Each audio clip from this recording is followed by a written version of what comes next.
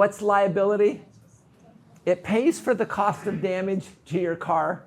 It includes, so it's any damage that your car causes. That your car causes. Not on your car. Yeah. If your car hits another car, it will pay for the other car. Right. So liability is bodily injury is just any injuries from the accident. To anyone, even people in your car. In and out of your car. You hit someone. So I was pulling a boat trailer behind my truck, and I turned into a driveway, and I had forgot that I had the boat on there, and my boat hit a pillar there and knocked it over. So my insurance paid for that, but it was... Luckily, the pillar was our pillar. so we put it back. We put it back. But so, and then property damage, any costs associated with damage caused by your car to another's property. Generally it's expressed in 3 different numbers. The first one is bodily injury per person. So it's something like 100, 300, 100. This is actually the limits that we recommend and the industry recommends. So the first one, 100,000 K means 1,000, 100,000 bodily injury per person per accident. But if you have 6 people in your car, it only covers 300,000 for all the people in your car. Yeah, so if you have 6 people in your car, it's only going to cover $50,000 per person. Yeah, so 300,000 for the accident. For total. And then the last number is 100,000 for property damage per accident. So really, you need to understand what these 3 numbers. And the property damage is the other car. Yeah. Or your car. So what are Hawaii's liability requirements? 20,000 per person, 40,000 per accident, 10,000 per accident for property. Anyone been to a hospital lately? Do you know how much they spent? How long were you there? I had a couple of friends earlier. They were in the hospital for 1 day, and it was $20,000. Another ones, they were in 4 days, and it was closer to 60. So they only allow 40,000 total. So yeah. So, but hopefully, if you hit somebody and they get really hurt and go to the hospital, they're only there for 1 day. Yeah, you don't want it to be longer than 1 day, because if not, then you're responsible for that. For the rest. 40,000 per accident. So again, you have one person and he's in a hospital for 3 days. Let's say it's 60,000. Guess what? Insurance company will cover 20, and you're responsible for the other 40. So be careful. So this is what we recommend. Yeah, so this is the minimum for Hawaii, but we recommend this much. In fact, how many cars? This is too low. How many cars can you fix for $10,000? Not a Ford, because all Ford cars are, just hopefully you hit an old yucky car, because $10,000 doesn't go very far. Well, and the young man who had payments on his car, and his friend wrecked his car. Luckily, he didn't hit another car. If he'd hit another car, he would have been up a creek. But yeah, he like hit a tree or something. Yeah. So again, this is just liability. We really strongly recommend 100, 300, 100 limits. You've got 2 other coverages: collision and comprehensive, and uninsured and underinsured motorist coverage.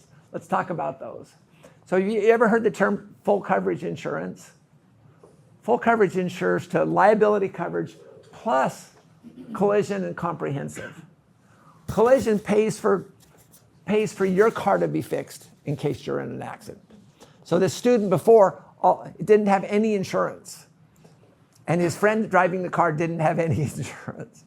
And so what?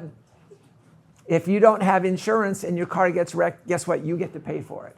Or just walk away from it. Yeah, but if you have collision insurance, if you have full coverage collision, that means if you're in the wreck, they will fix your car as well. Right, your car and the other guy's car, both cars. Okay, and then comprehensive protects you from risks other than collision, things like theft. Your car is stolen. Or if a deer hits you. Or deer hits you. Or you hit a deer. I've hit like 4 deer in my lifetime. I call myself a deer magnet. But one deer ran into him. In fact, we were right by the temple too. He was driving down and the deer came and hit the back end of the car. So, it's like weird. Fun stuff. So Again, comprehensive. What about hail? Things like this. So again, risks other than collision. Now, the way the insurance company looks at these risks has an impact on how much you pay. So for example, you're driving down the road and you see a deer. This is for Utah or the western United States. And you swerve and you hit a telephone pole. To miss the deer, you swerve and you hit a telephone pole. Is that collision or is that comprehensive? That's collision. It's collision. Now, you're going to still have to pay the deductible on that, but will that cause your insurance costs to go up? Yes. Now, let's say you see the same deer, but instead of swerving to miss it, you hit it. Still does some damage. Is that collision or comprehensive? Comprehensive. Comprehensive. Will that cause your insurance costs to go up? No. No, it doesn't. So we tell people to hit the deer. Of course, there's another thing too. Again, we're from Utah. Sorry for these examples. Do you guys know what the difference between a deer and an elk and a moose? So deer, the height's of about this tall. Elk, the shoulders are here. What happens if you're driving down the road in Utah and you see an elk? With a deer, you hit it, and what does it do? It pushes the deer away. What happens if you have an elk or a moose? You hit it, what is the whole body comes back right where you are there too. So even though we talk about, hit the deer, but miss the elk or the moose because your life is more important thing too. So just be wise. And then uninsured or underinsured motorist protection, it just protects you in case someone else does not have insurance. And that's your full coverage. That's your full coverage there too. So what do we recommend? We recommend the same limits here as your liability limits. Because we hate to admit that there are people out there who don't have insurance or who are underinsured. And you want to make sure that you're protected. And then what's no-fault insurance? It's just make sure that they have that here in Utah as well as in Hawaii, here in Hawaii as well as in Utah. That when there's an accident, regardless of whose fault, everyone gets the help they need.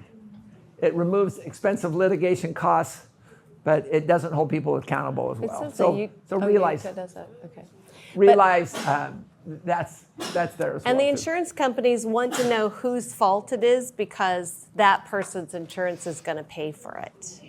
So we were in California, and we were driving in Lake Tahoe, and it was very snowy. It was like in November, and we had this big old van, and we were trying to make it up this hill around the corner, and we couldn't get up the hill. So we had to park our van in the middle of the road pretty much. I mean, we just left it. We couldn't go anywhere. We were stuck.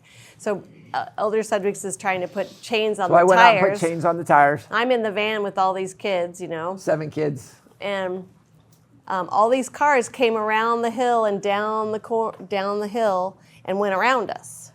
And they looked at us, they could tell. About We 10 can tell cars. You don't know how to drive in the snow. You guys, I don't know. You guys don't know that. Anyway, so he's from California, but he can't drive in the snow. Anyway, but so they came around the corner and they came around us and kept going. And like 10 cars did that, a whole bunch of cars.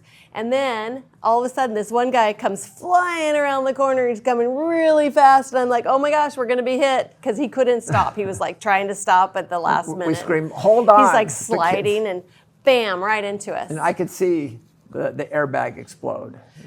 So then we had to call the police, and they had to come and see how it was going, and everybody was okay. Luckily, nobody got hurt, but the other guy was talking to the police, and he's like, "Yeah, I was going really slow, and I was like 5 miles an hour. I was going like 5 miles an hour, and they were just in the middle of the road, and I couldn't stop because they were right there, And Brian did not contradict him and say, well, like 10 other people went right around us because they were going slow, and you were going like 50 miles an hour or whatever. I don't know how fast he was going, but anyway, but Brian did not contradict him. So when we got the insurance company thing later. We got the note from the policeman that said, okay, you're both at fault.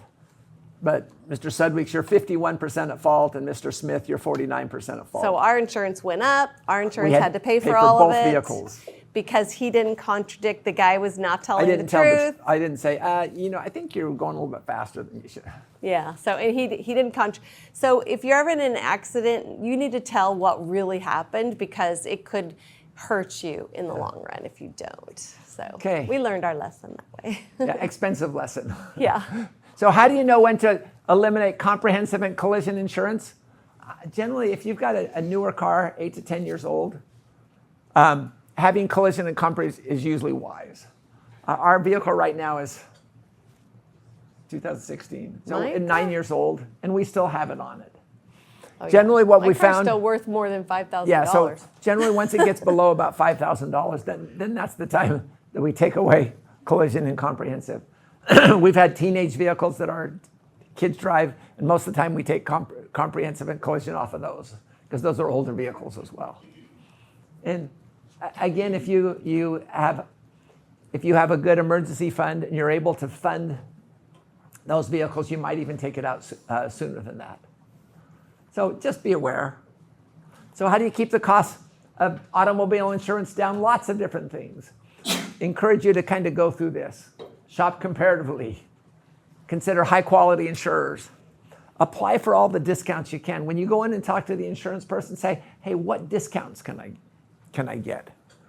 I was amazed that there's even an educator discount. They find that we educators are really boring and we don't get in as many accidents. So I got a 5% discount on just being an educator. Also, if you have teenage children and they have good grades in school, they can get a good student discount. You buy vehicles that are inexpensive to insure, drive defensively. Into their 20s. Yeah, if they're a good student in college too. Yeah. Raise your deductible. You can get a $50 deductible or you can get a $1,000 deductible. We would raise that deductible, which says, okay, we're willing to co-insure more of it. So your monthly premium will be less if you have a higher deductible. Yeah, but then if you get in an accident, you'll have to pay more. Keep adequate liability insurance and be careful who you let use your car. If they can't afford to make, if you have no full coverage insurance, again, if they get in a wreck, your car's, you've lost your car. So be careful. Improve your credit score. It's interesting that companies will look at your credit score to determine how much you have to pay in insurance. They have found that people with high credit scores generally are low insurance risks. And then review it annually, liabilities and discounts. Again, we strongly recommend you don't rent your vehicle out. If you have one, don't rent it to others. If you're going to lend it out to someone, be very careful. Realize if they get in a wreck that, if they can't pay for the vehicle, I'm not sure it's a good idea to rent it. So be careful. So renter's insurance covers the property. If you're in a rental place and they have a flood, guess what? The apartment insurance covers everything in the walls, but doesn't cover any of your things. If something gets stolen, it doesn't cover your things. But with renter's insurance, covers all of your property, also regardless of location too. But not the dwelling. Pardon me, Renter's not the insurance dwelling. just covers your stuff. And it also includes liability insurance. Your son your 2-year-old has a skateboard, and one of the neighbors walks by and steps on the skateboard, falls and breaks her leg, and they sue you. So liability insurance and things like this. So just a note, if you get your renter's insurance from the same company that you do your auto insurance, generally they'll give you a discount on your auto insurance. We've actually had students who made money on the deal because they bought renter's insurance. Their insurance costs were less. But our niece bought a car and she was getting car insurance. She's here in Hawaii. She's a student, and she was getting car insurance, and she tried to get renter's insurance, but because she was in the flood zone, she was too close to the ocean, basically, they wouldn't give her renter's insurance. So realize sometimes location has an impact there too. Sometimes location has an impact, unfortunately. So what is homeowners insurance? It just covers a personal residence, including detached structures. There's actually 6 pieces to homeowners insurance: structure, other structures, personal property, loss of use, liability, and medical payments. So what is insurance to the structure? A and B usually cover. So structure includes the house. You might have other structures as well. You might have a detached garage. Or a shed. So we had a gazebo out there in the back. So what does it cover? The cost of replacing your dwelling or detached structures from a wide range of hazards. So you have to rebuild your home or a gazebo after a fire. You have to replace wood flooring after your ice maker breaks or something like that. You replace damaged roof after a major windstorm. These things will be covered under A and B. Then what about coverage for your personal property or contents of your home and loss of use? Generally what it is, personal property is up to 50 to 70% of A, which is your dwelling. And then it covers your property regardless of location.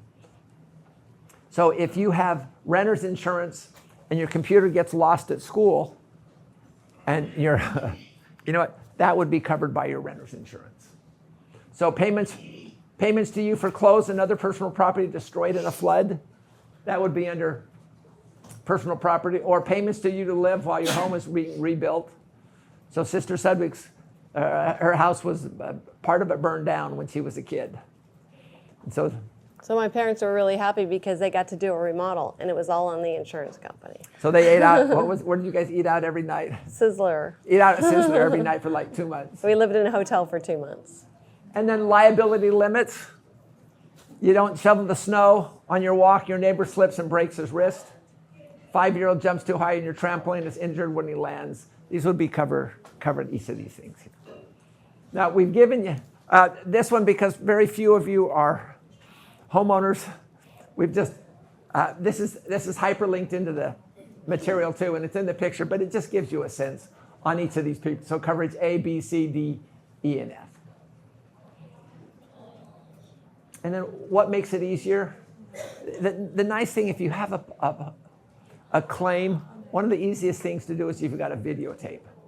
Around our place, about once every 2 years, we'll go through with a video camera and just record everything in the house. And then we keep that away from the house, so in case there's a problem, or put it on there. Receipts, serial numbers, just things like this. Keeping it in the cloud is a good way as well. So any suggestions? Just get enough to completely rebuild your house. And make sure your insurance, there's a difference between what's called replacement costs, not actual cash value. Replacement costs means you want to get something that will replace it. If you have a 50-inch TV, replacement costs, and it gets damaged, they'll replace they'll give you another 50-inch TV. If you have actual cash value, they'll say, okay, the TV costs $400, you've had it for 2 years, we'll give you $100 on it. So make sure you understand that difference. Okay. So we've talked about a ton of stuff today. We've talked about health insurance. We've talked about auto insurance. We've talked about homeowner/renters insurance. We work to protect our families from hardship. It's important to have adequate health and homeowners and car insurance. Okay. Thanks, everyone. Thank you.